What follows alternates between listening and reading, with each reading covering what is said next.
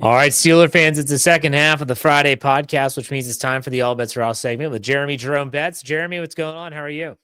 Oh man, going good. Busy time right now, trying to work on some stuff around my house. I'm sure you're doing the same after your little incident over, not little, big incident over where you were at. Yeah, things are going good. Post draft, things winding down after that, but lots to talk about still.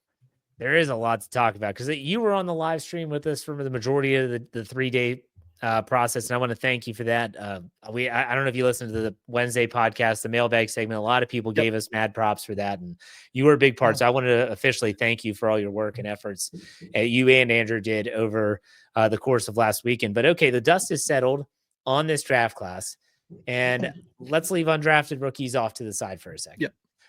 This draft class, when you look at it and you've digested everything and you're seeing, okay, here's what they did.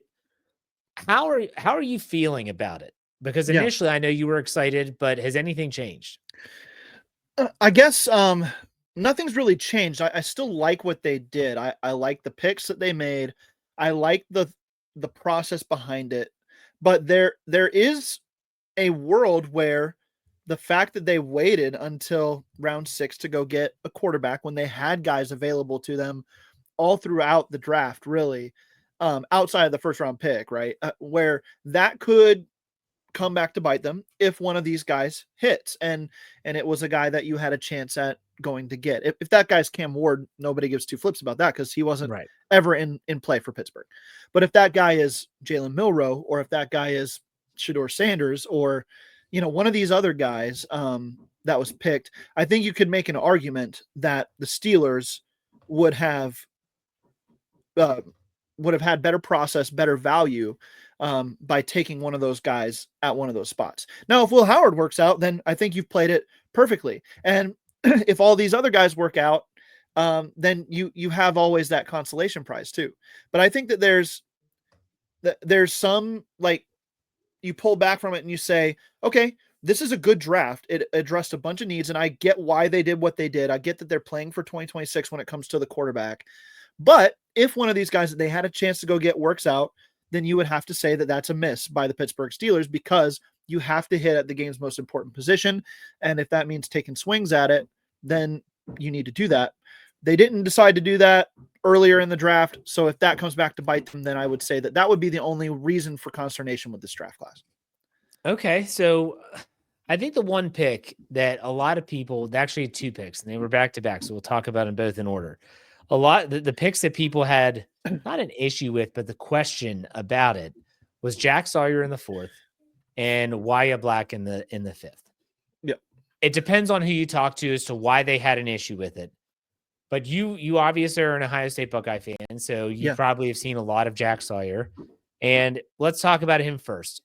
Did you think that the Steelers not reached, because most people had a value on Jack Sawyer of a 2nd or 3rd round draft pick? That tells me they got value in the 4th. Right. But is his game going to translate in your opinion? I think it does, but I think you need to set your expectations the right way for it. He's not the next coming of TJ Watt. No. He's not even really the next coming of Alex Highsmith, in my opinion. He's more of a get him out on the edge on early downs and set that edge hard. You're not going to let quarterbacks get out of the pocket that way. You're not going to get beat by running backs bouncing outside to that side. He's more of a defensive lineman to me than an outside linebacker when it comes to how the Steelers traditionally deploy those guys on the outside. TJ Watt's not that much smaller than Jack Sawyer, but Jack Sawyer he plays like a big man, right? That's just his game. So if you're expecting him to be the next 10+ sack guy off the edge for the Pittsburgh Steelers on an annual basis, then you're missing the point of why they brought him in the 4th round, and your expectations are going to set your bar for what he's going to achieve.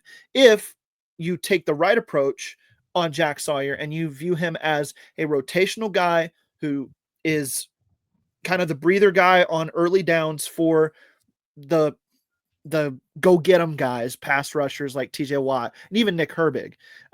If you view him in that light, I think he's going to succeed and succeed well for the Pittsburgh Steelers.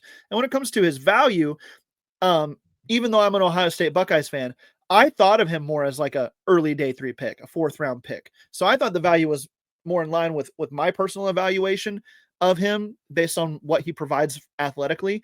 But I know a lot of guys, a lot of evaluators just absolutely love what he can do from a run stopping angle and from a motor angle as a player. And that's why he was bumping up onto rounds 2 and 3 in a lot of those consensus boards.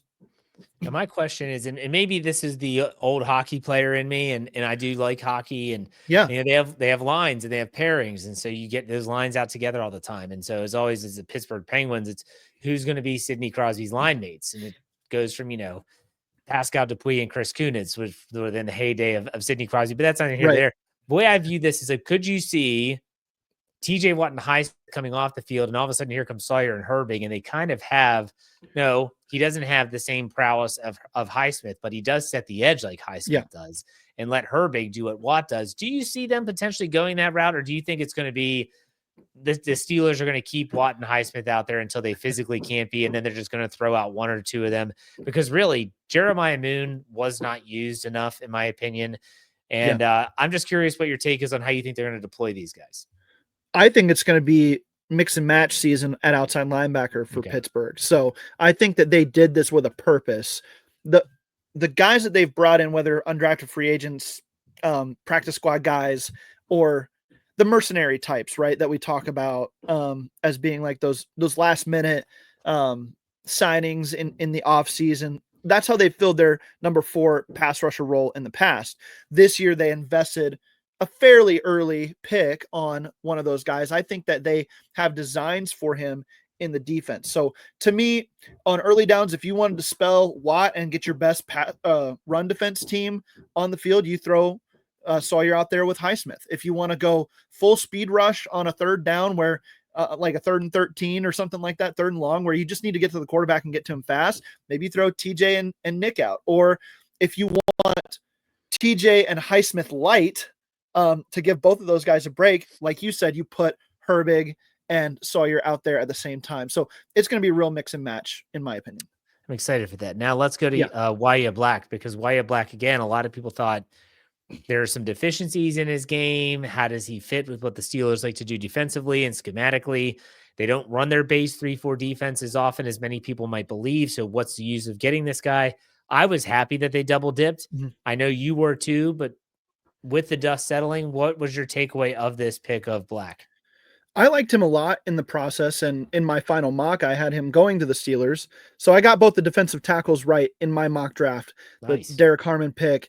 And then Wya Black, I think I had him going to Pittsburgh in the 6th round or 7th round of my mock. So a little bit later. I think they went and got him in the 5th round because they were sold on what he can provide to them. And again, this is all about expectations. There are some fans out there who want to go back to the Casey Hampton days, right, where he's an integral part of the down-to-down work of the defense. And that's not what Wya Black's going to do. Again, he's going to rotate in on early downs. He's going to be, run situations, certain teams. He's going to be the guy that hops on the field in place of Keanu Benton.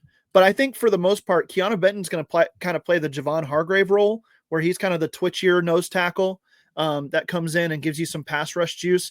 Wya Black's going to be the what you hope Dan McCullers was going to be. I know you guys made that correlation at one point on the you, Dave, and Brian did it in one of your shows. I can't remember which one it was, but I think he kind of comes in and does that role, what you hoped he might do. So to me, again, set your expectations right. This isn't a guy who's going to come in and be the next Casey Hampton. That type of player is on the outs in the NFL. So what he is going to do, though, is be an aggressive, gap-filling, double-team taking defensive tackle, and it's going to free up the other guys to make big plays. And maybe he gets a few quick penetrations on early downs and makes a hit in the backfield. That's the kind of player he's going to be. All right.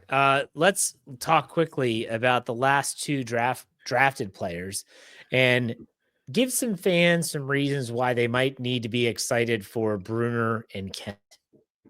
Yeah. Okay. So Bruner, when I saw the pick, and I hadn't done a lot of work on Bruner, I'll be honest, but Andrew had, and so I got with him after the draft, and we talked about it, and we talked about it on the Steelers fix from earlier today, or sorry, Thursday. But when I first saw it, I was like, it's just the Steelers making their legacy pick, and the feel good story, which was nice, but I was like, you maybe could have gone a different direction. I thought at that point it was like, really go shoot for a guard with some upside, something along those lines.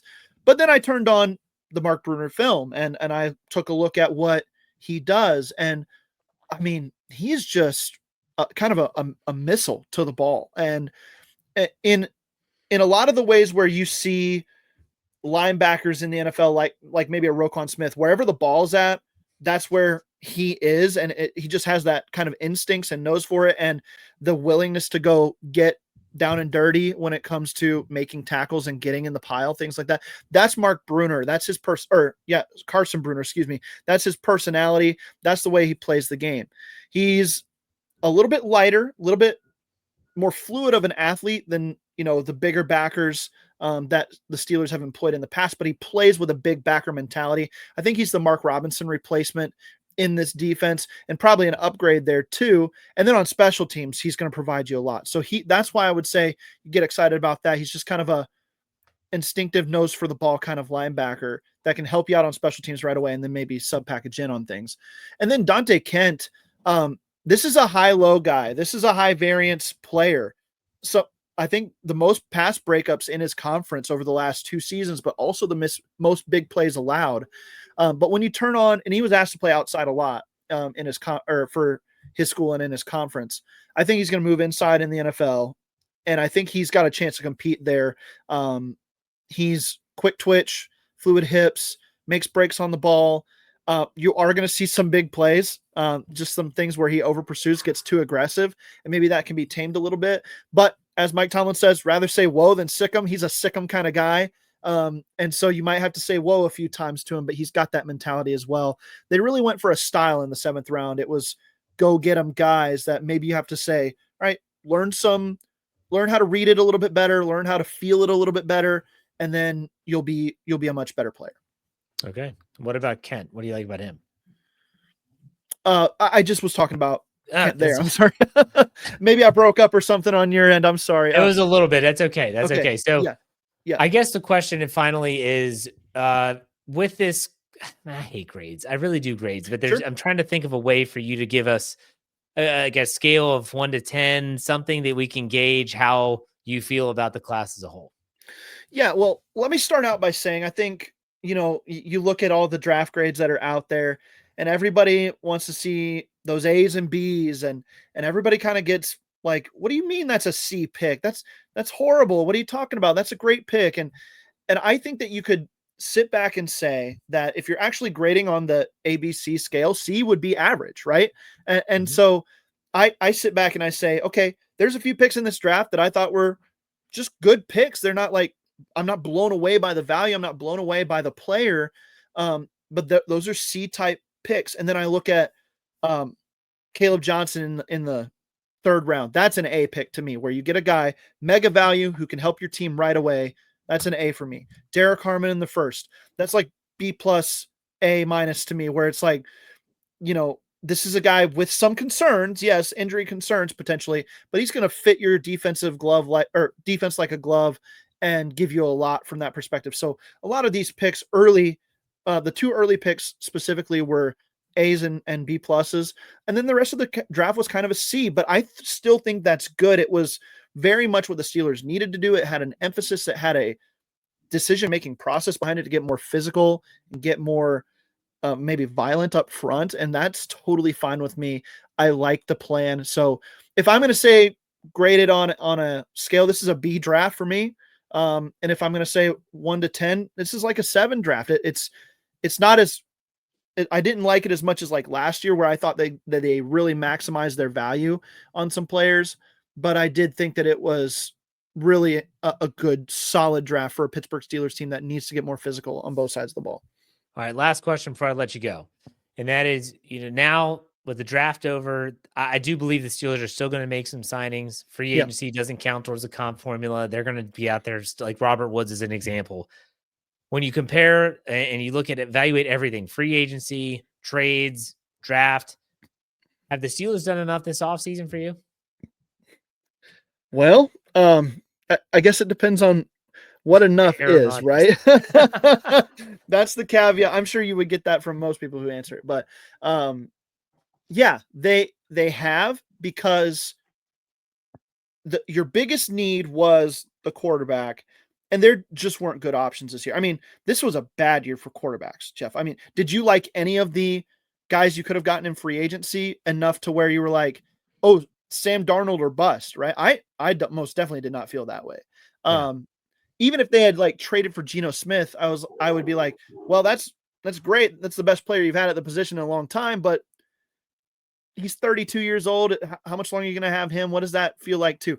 So for what they had available to them at quarterbacks, if they land Aaron Rodgers, even if they don't, I think that they've set themselves up, the rest of the roster, in a way to where you can go get the quarterback next year and be aggressive in doing so and feel good about what you've done with the rest of the roster, to where you're not dropping in a rookie quarterback into a New England Patriots type situation from last year, or a Chicago Bears situation from last year, where they've got some support beyond the we just spent 2 first-round picks to go up and get you type thing. So I do think that they have done enough from that perspective. Is it enough to get them into championship contention like Steeler fans want them to be again? No, but I don't know if they could have gotten there this offseason anyway. So I'm very satisfied with what they've done so far. Yeah, I think this was a building block offseason for sure. So, All right, Jeremy, I want to give you an opportunity to plug what you got coming up, maybe on the written side as well as podcasts. Well, I'm working on my post-draft power rankings. That's going to come out soon. If you missed the early tracker on the guys that they brought in for rookie camp invites, I think there was another one announced yesterday, so I'm going to go add him into that list as well. And then follow along for the Steelers Fix. If you missed it, we recapped the whole Steelers draft yesterday, so go check that out. And then the Draft Dynasty podcast, wherever you get them, you can get this show, and we're going to break down basically the whole draft in full on this one. It's kind of an overview, and then we're going to get more team specific as we go throughout the rest of the offseason here to break down the draft, prep you for your fantasy seasons, and reset rosters for the 2025 NFL calendar. Sounds great, man. All right. As always, enjoy your weekend. We'll talk next week. Have a good one, Jeff.